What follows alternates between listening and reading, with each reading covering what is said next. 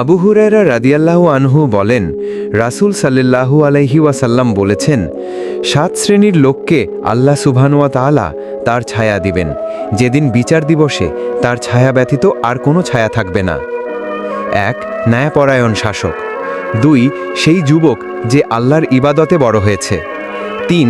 সে ব্যক্তি যার অন্তর সর্বদা মসজিদের সাথে সম্পৃক্ত থাকে, সেখান থেকে বের হয়ে আসার পর তথায় ফিরে না যাওয়া পর্যন্ত। 4. এমন 2 ব্যক্তি যারা আল্লাহর বাস্তে পরস্পরকে ভালোবাসে, আল্লাহর বাস্তে উভয়ে মিলিত হয় এবং তার জন্যই পৃথক হয়ে যায়। 5. এমন ব্যক্তি যে নির্জনে আল্লাহকে স্মরণ করে আর তার চক্ষু অশ্রু বিসর্জন দিতে থাকে। 6.